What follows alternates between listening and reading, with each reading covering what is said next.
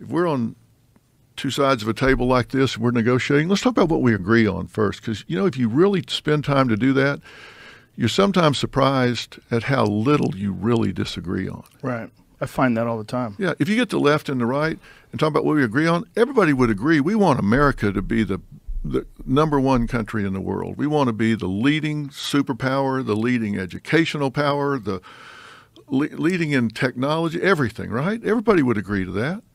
If we want to be the healthiest country, we want to be the best leaders, we want to be, everybody would agree on that. Everybody would agree we want our children to have a better life than we have. Everybody would agree that we want safety for our kids. We want advances in medicine, and there's so many things we can agree on. And then when we say, all right, let's talk about what we don't agree on, the next step you say is, how can I get the other side as much of what they want as I possibly can? That should be the second thing you should focus on, because oftentimes you find we have different currencies. You might value different things than I do, so I might be able to give you everything you want. It's not likely to happen, but there's a lot I can give you because you value different things than I do, and I value different things than you do. We might be able to really help each other get what we want, and it narrows down to very little sometimes that we really disagree on and have to compromise on. But you can't do that if you're really focused on winning an argument and being a right fighter instead of saying, let's solve the problem. We can't come out of this room till we solve the problem.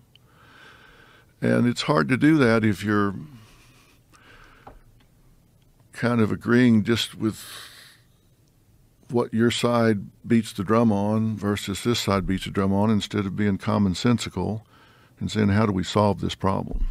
Yeah, I think very few people are able to argue without attaching themselves to ideas. So if their idea, when they have an argument about something, if you say something that they agree with, instead of accepting that you say something they agree with, they want to fight against it because they just want to be right.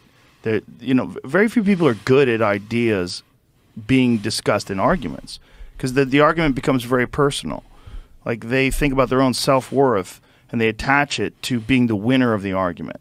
They want to use ad hominem attacks, insults, and trying to figure out a way to verbally joust with you to the point where they're successful. When people start assassinating character, it's because their ideas won't withstand challenge. This cancel culture bullshit, cancel culture should be counsel culture. If you say something that's offensive to my values, I should counsel with you about it, not cancel you, not get everybody to hate you. You see somebody that says something on Twitter or says something in an interview that is offensive to some group, and all of a sudden you start reading the messages they get. It's like, I hope you get ass cancer and die, you son of a bitch. I'll cut your throat. I'll come to your house and kill your children. Are you kidding me? It's like, boycott this person, boycott this company. Where did we get to this? Now they're canceling each other. It should be counsel culture, not cancel culture. Let's sit down and talk about it. Let me educate you. Maybe you don't understand. Maybe when you do, you won't agree, but let's talk about this. I think it's social media. I think it's echo chambers. I think it's people having the ability to discuss things without any social interaction. They're not looking at each other. They're not feeling the other person's emotions and feelings. They're not looking into their eyes. It's a very inhumane way for people to communicate. It's very sterilized, and you can assassinate a person's character or attack them or say horrible, insulting, and threatening things, and you don't feel any response. Well, how many things do people type that they would not say to you in an elevator? Yeah. They had, like you said, they look you in the eye, or they were in an elevator. Same thing with road rage. Yeah. People blow the horn, yell stuff. They wouldn't say that to you if you step in front of them on an escalator. Right. They wouldn't say, you rat bastard. Right. But they'll say it because they don't have to own it. Right. And so many of these people that jump on the bandwagon, they don't even know what they're talking about. They just see somebody jumping on somebody's ass. They go, "Hey, this is great. This will be fun." Pile on. Yeah. Yeah. And they don't even know what they're talking about. And people's lives get ruined. And that's not solving a problem. That's just being a keyboard bully. And that's a terrible misuse of social media. It's terrible misuse of the internet. And if you would counsel instead of cancel, we could really make some progress. There's just very few people capable of thinking that way. And social media, unfortunately, reinforces this idea, and it reinforces these tribal groups that connect to their ideology. They support these people in this little tribal group. The problem is that they step out of line at all. These people that are canceling, they run out of people to cancel, and they go after each other. They go out, progressives in particular. You're not progressive enough.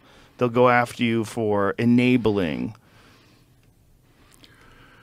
Yeah, I had somebody write an article the other day, some site I've never even heard of, that says Dr. Phil's become a platform for right-wing hate mongers or something. And they listed some shows where I'd had on people on the right giving them a voice. They went down through like 6 or 8 shows. And not one time did they mention that sitting right across from them was the other side. Like one of them was I had Lila Rose on, who's the Right to Life spokesperson.